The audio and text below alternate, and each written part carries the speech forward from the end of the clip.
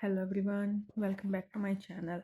आज हम cell the unit of life का जो हमारा लास्ट के पार्ट रह गए थे वो देखेंगे जिसमें आता है साइटोस्केलेटन, न्यूक्लियस एंड क्रोमोसोम।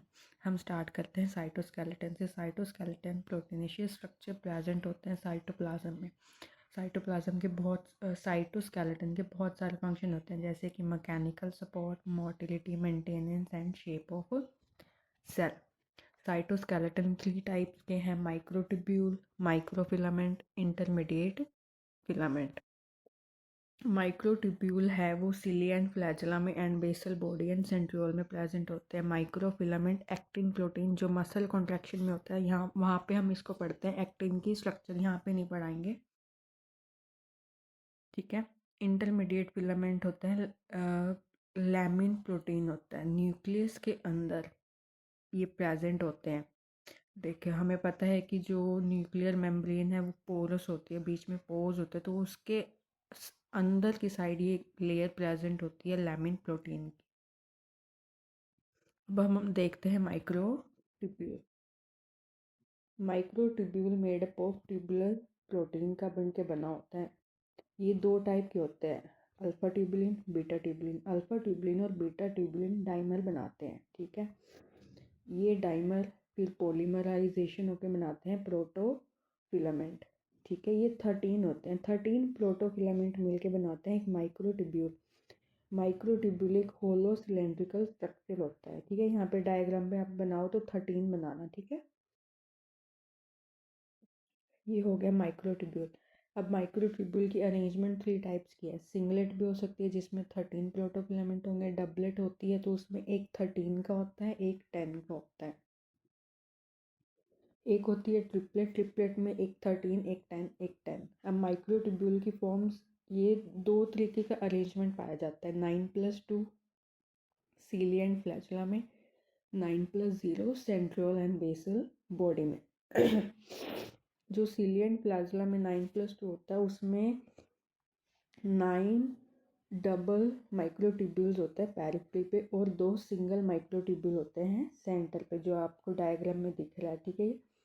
और जो 9+0 होता है वो सेंट्रियोल एंड बेसल बॉडी में, उसमें ट्रिपलेट होते हैं पेरिफेरी पे और सेंटर में 0 होते हैं, ठीक है।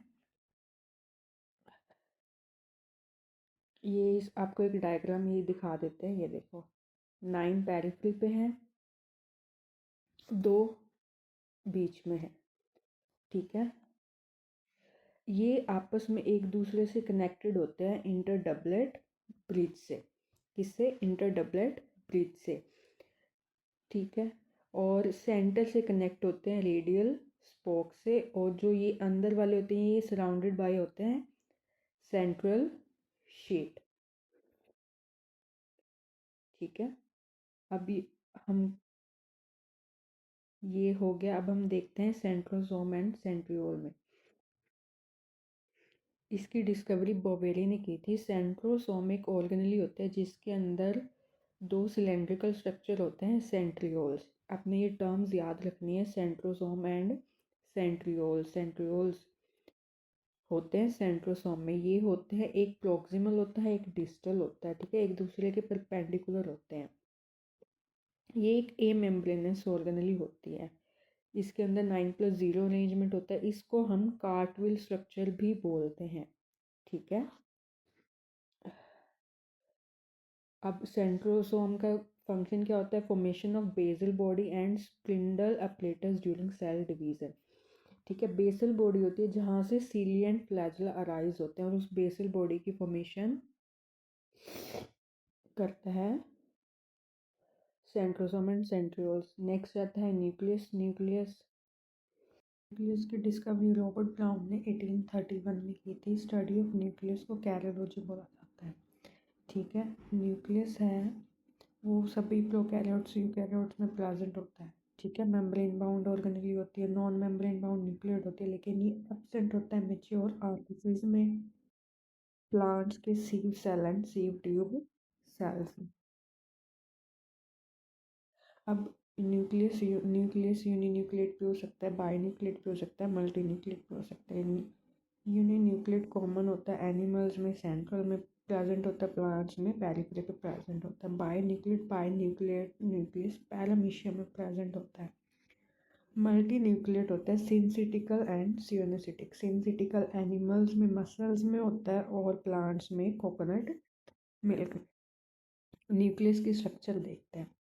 देखो, न्यूक्लियस के होता है आउटर न्यूक्लियर मेम्ब्रेन और इनर न्यूक्लियर मेम्ब्रेन। इनके बीच में होता है पेरी न्यूक्लियर स्पेस, जो कि होता है 10 to 50 नैनोमीटर का। आउटर न्यूक्लियर मेम्ब्रेन में राइबोसोम प्रेजेंट होते हैं। ठीक है, जो अंदर साइटोप्लाज्म होता है उसको हम न्यूक्लियर प्लाज्म बोलते हैं। और एक अंदर होता है न्यूक्लियोलस ए मेम्ब्रेनस स्ट्रक्चर होता है। इसकी डिस्कवरी की थी फोंटाना ने। उसके बाद जो आउटर न्यूक्लियर मेम्ब्रेन होता है वो एंडोप्लाज्मिक राइबोसोम के साथ कॉन्टिन्यू होती है। इसके अंदर क्रोमैटिन स्ट्रक्चर प्रेजेंट होते हैं।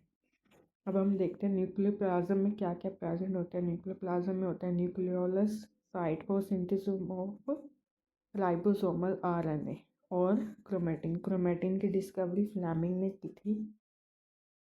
ठीक है, ये न्यूक्लियर प्रोटीन होता है। इसके अंदर न्यूक्लिक एसिड, डीएनए, आरएनए और प्रोटीन, हिस्टोन प्रोटीन प्रेजेंट होते हैं। ठीक है, जो क्रोमैटिन टर्म होती है वो होती है लूज के लिए। ठीक है, इंटरफेज में, प्रोफेज में, टीलोफेज में जब थ्रेड लाइक स्ट्रक्चर होता है क्रोमैटिन, जब वो और कंडेंस हो जाता है तो वो क्रोमोसोम शेप आ जाती है मेटाफेज एंड एनाफेज में।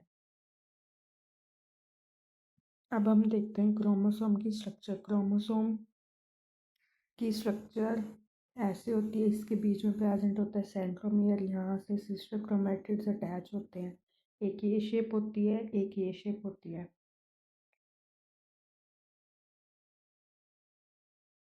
ठीक है, इसके सेंटर में प्रेजेंट होता है सेंट्रोमियर। वहाँ से होता है क्रोमेटिड। जो ये एक सिंगल होता है, इसको हम बोलते हैं क्रोमेटिड। ठीक है, टर्म्स को ध्यान रखना, ये क्रोमेटिड होता है, ऐसे लूज होता है वो क्रोमेटिन होता है, कंडेंस होता है तो फिर वो क्रोमोसोम हो जाता है। इसके अलावा एक काइनेटोकोर होता है, disc shape structure around centromere और from which spindle fibre attach. अब on the position of centromere chromosome को 4 टाइप्स में हम डिवाइड करते हैं। मेटासेंट्रिक होता है जिसमें सेंट्रोमियर सेंटर में होता है, 2 इक्वल आर्म्स में डिवाइड होता है क्रोमोसोम। सब मेटासेंट्रिक में centromere little away from centre, तो वो शॉर्ट आर्म और लॉन्ग आर्म बन जाती है। इसके बाद होता है एक्रोसेंट्रिक। एक्रोसेंट्रिक में सेंट्रोमियर नियर टर्मिनल होता है और टीलोसेंट्रिक में टर्मिनल होता है। इसके अलावा क्रोमोसोम के ऊपर एक एक्स्ट्रा बॉडी प्रेजेंट होती है जिनको हम बोलते हैं सैटेलाइट। इन क्रोमोसोम को हम बोलते हैं सैटेलाइट क्रोमोसोम। ठीक है, ये हो गया क्रोमोसोम का। उसके बाद आते हैं माइक्रोबॉडी। सिंगल मेम्ब्रेनस माइक्रोबॉडीज होती हैं, एनिमल और प्लांट्स में प्रेजेंट होती हैं। पैरोक्सिसोम एनिमल एंड प्लांट में होती है। एनिमल में किडनी में प्रेजेंट होती है, इसलिए उनको हम यूरिकोसोम भी बोलते हैं। इसके अंदर एंजाइम प्रेजेंट होते हैं, कैटालेज, पेरोक्सीडेज। इसका रोल होता है फोटो रेस्पिरेशन में। ग्लाइओक्सिसोम ये सिर्फ प्लांट्स में होता है, ग्लाइओक्सिलेट साइकिल में, फैट्स को कार्बोहाइड्रेट्स में। ये होता है जर्मिनेटिंग सीड्स एंडोस्पर्म में। स्फेरोसोम प्लांट में होता है, इसको हम प्लांट राइबोसोम बोलते हैं। एक और होती है लोमोसोम, सेल वॉल सिंथेसिस में हेल्प करता है। ये है क्रोमोसोम के स्ट्रक्चर। ठीक है, शॉर्ट आर्म, लॉन्ग आर्म। यहाँ पे हमारा चैप्टर ख़त्म होता है। इसके अलावा क्रोमोसोम की टर्म आती है यूक्रोमेटिन, हेट्रोक्रोमेटिन, पॉलीडीन, लैम्ब्रस क्रोमोसोम, ये सब ग्रेजुएशन का आता है। इसकी एक अलग से वीडियो बना के डाल दी जाएगी। Thank you so much for watching. Bye.